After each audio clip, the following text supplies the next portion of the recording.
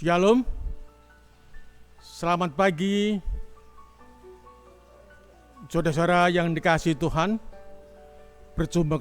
Berjumpa kembali pada pagi ini dalam renungan pagi, renungan singkat dari Gereja Mahasiswa Advent hari ke-7 Jemaat Yosodipuro.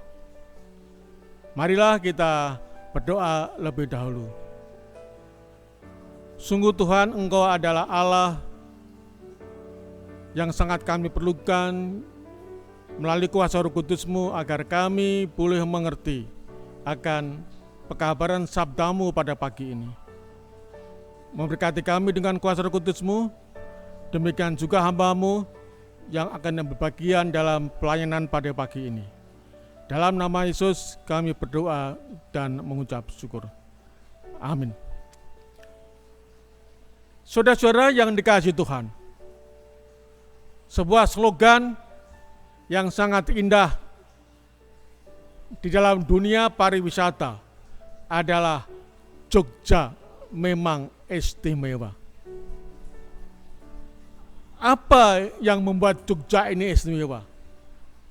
Yaitu pariwisatanya, kebudayaannya, kampus-kampusnya, dan kota dan tempat-tempat yang sangat indah dan bahkan romantis ketika kita mengunjungi tersebut. Dan fakta dalam kehidupan saya bahwa Jogja ini adalah sangat ngangeni.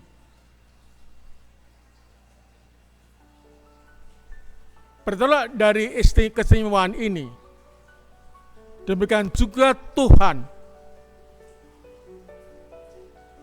memberikan kepada kita keistimewaan. Kita dianggap oleh Tuhan orang-orang yang istimewa. Kenapa? Karena Tuhan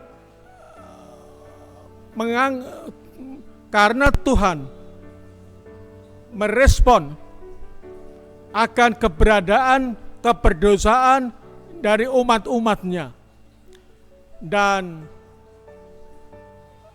manusia yang berdosa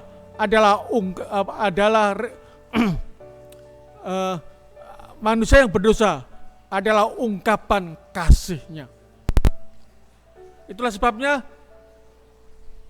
Tuhan pun memberikan kepada kita kado istimewa, pemberian istimewa yang terdapat di dalam Yohanes 3 ayat 16.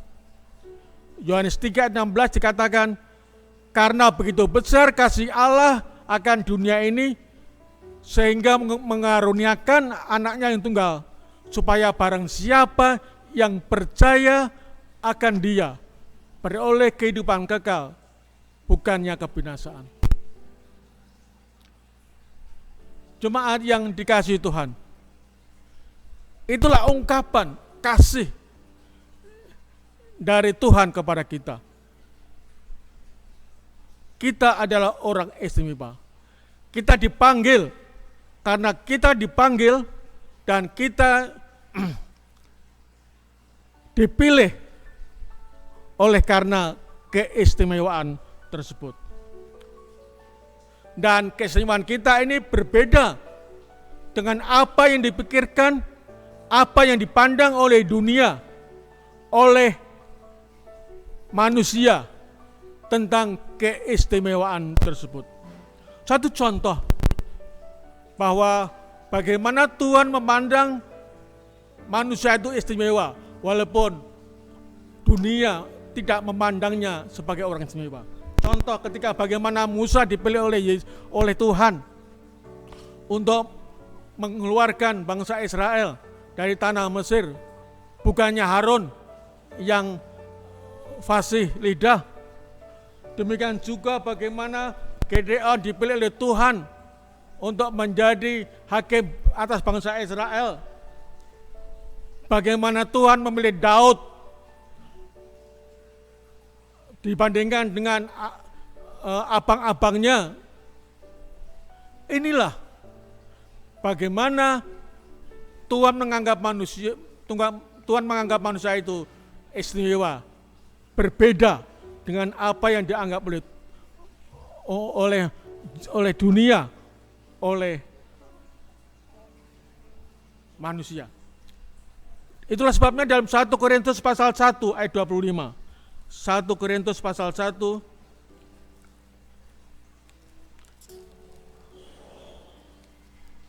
1 Korintus pasal 1 ayatnya yang ke-25 sampai 28. 1 Korintus pasal 1 ayat 25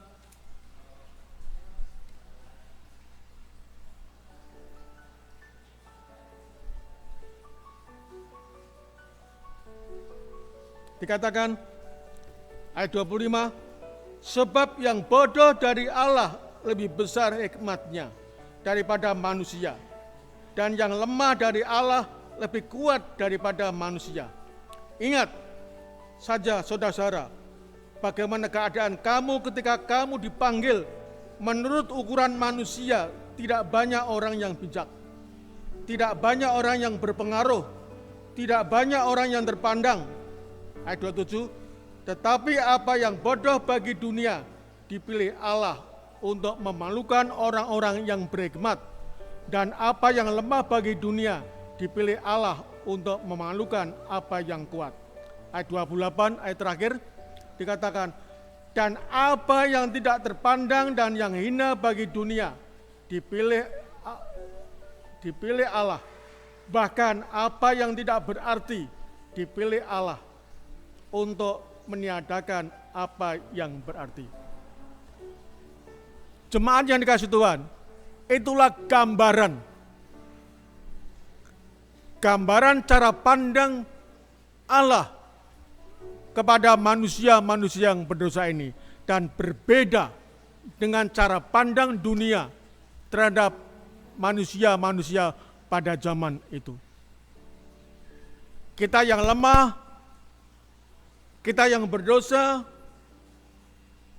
kita yang miskin, kita yang hina, dipilih dan dipanggil oleh Allah untuk memporak-porandakan kebijaksanaan dari dunia. Sekarang pertanyaannya, bagaimana sikap kita? Bagaimana sikap kita terhadap cara pandang Allah yang membuat kita ini adalah manusia yang istimewa? Mari kita buka dalam 2 Petrus 1 ayat 10. 2 Petrus 1 ayat 10. Dikatakan, karena itu saudara-saudaraku, berusahalah sungguh-sungguh supaya panggilan dan pilihanmu makin teguh. Sebab jikalau kamu melakukannya, kamu tidak akan pernah tersandung. Ayat 11. Dengan demikian, kepada kamu akan dikaruniakannya hak penuh untuk memasuki kerajaan kekal, yaitu kerajaan Tuhan dan Juru Selamat kita, Yesus Kristus. Jemaat yang dikasihi Tuhan, ketika Tuhan menganggap kita ini orang istimewa, karena kita adalah orang berdosa, dan kita merasakan rahmat-Nya, tentunya apa yang sudah diperbuat Tuhan kepada kita atas keberdosaan kita, tentu kita merespon akan rahmat tersebut. Dan tentunya dalam perjalanan kehidupan kita sebagai umat-umat Tuhan yang berdosa, marilah kita tetap memegang teguh akan iman kita. Kita memegang teguh pilihan kita. Kita memegang teguh panggilan kita yang dari Tuhan, agar kita boleh mendapatkan berkat rohani, yaitu kerajaan surga, bersama-sama dengan Tuhan Yesus dalam kerajaan surga. Biarlah, marilah kita ungkapkan kerinduan kita untuk semakin teguh dalam perjalanan iman kita, sehingga kita semakin dikuatkan di dalam kita memegang teguh, yaitu panggilan dan juga pilihan Tuhan kepada kita. Tuhan memberkati. Amin.